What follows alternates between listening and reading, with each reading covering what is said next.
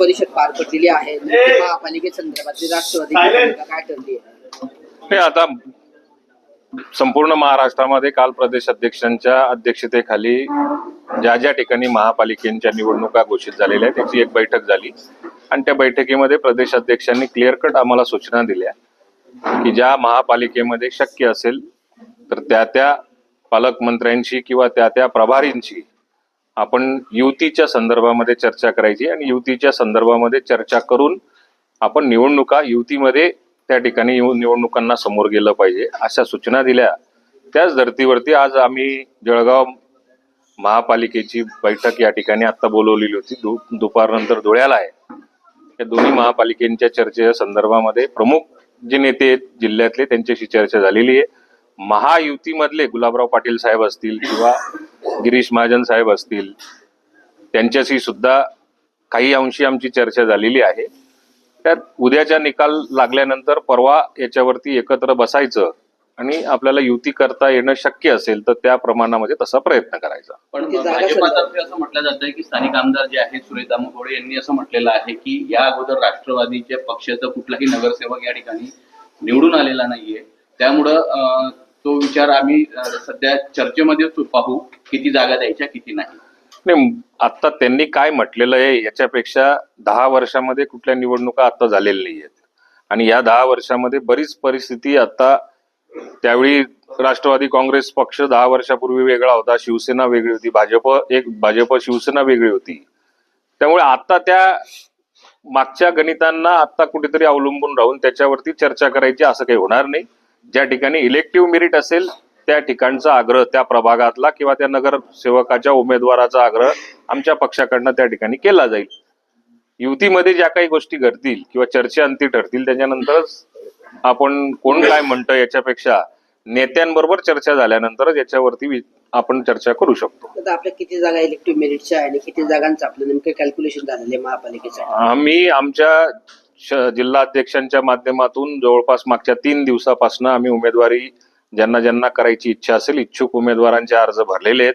आता आमच्याकडे जवळपास 79 अर्ज आलेले आहेत. साधारण 2 दिवसामध्ये हे 150च्या आसपास अर्ज येऊ शकतात. प्रत्येक प्रभागामध्ये कॅपॅसिटी असलेला किंवा जनसंपर्क असलेला लोकांच्या मनात असलेला उमेदवार हा कोणत्या कोणत्या प्रभागात किती चांगला राहू शकतो असं चयन केलं जाईल. आता प्राथमिक अंदाज जो आम्ही घेतलेला आहे त्याच्यात जवळपास 35 ते 40 उमेदवार आमचे इलेक्टिव्ह मेरिटमध्ये आहेत आणि त्याच्याबरोबरच काही माजी नगरसेवक काही माजी आत्ताचे नगरसेवक हेही आमच्या जिल्हाध्यक्षांच्या संपर्कात असल्यामुळे त्यांच्या बाबतीमध्ये पुढच्या 3 दिवसामध्ये आमची जी काही कमिटी नेमलेली आहे त्या कमिटी समोर विचारविनिमय करून योग्य निर्णय घेतला जाईल आणि ते उमेदवार जर का चांगले ठरत असतील आणि महायुतीमध्ये त्याची सक्रिय चर्चा जर का होत असेल तर आम्ही पुढच्या उमेदवारांच्या बाबतीमध्ये क्लिअर कट भूमिका आमची मांडू. किमान किती जागांवर तडजोड अपेक्षित आहे? नाही, असं किती जागांवर तडजोड असं काही म्हणता येत नाही. याच्यात इलेक्शन आहे, इलेक्शनमध्ये इलेक्टिव्ह मेरिटच कॅल्क्युलेट केले जातात. आमच्याकडे 35 ते 40 उमेदवार असे आहेत की ते निवडून येऊ शकतात.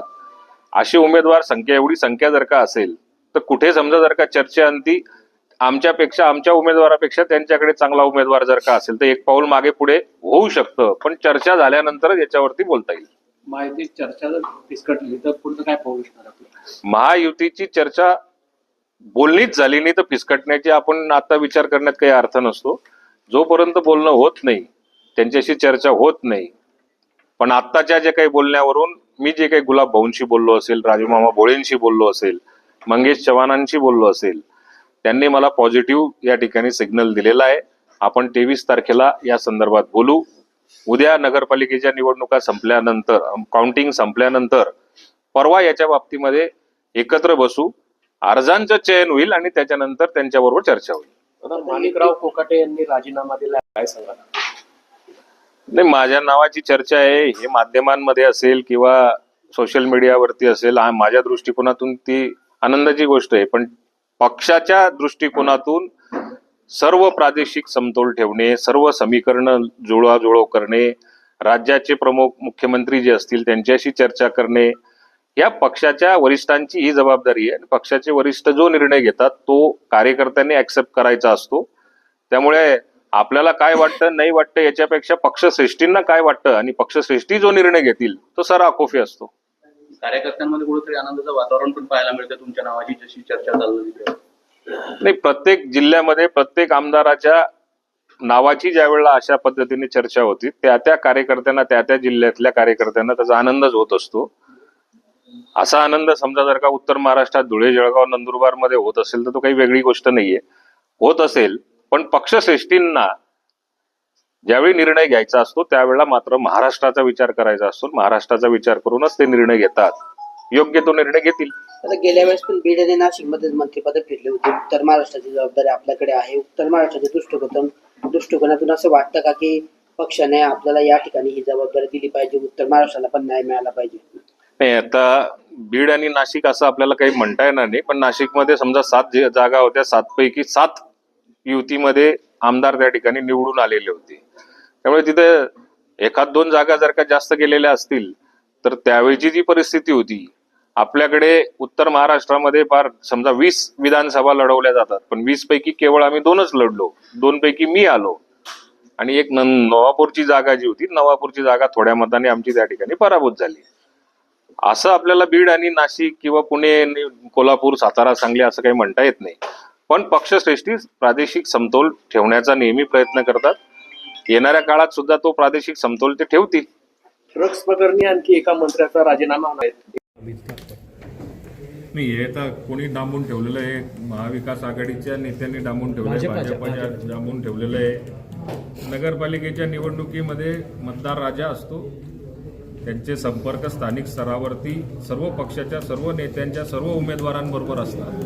त्यामुळे एकमेकाशी कुठे काही संपर्कामध्ये आले असतील त्यात अशा प्रकारचे आरोप होऊ शकतात, परंतु ती वस्तुस्थिती नसते.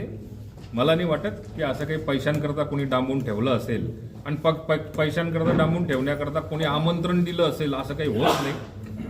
संपर्कात एकमेकाच्या आले असणार आणि तिथं विरोधकांनी काही हुल्लडबाजी केली असेल तर हा प्रकार झाला असेल.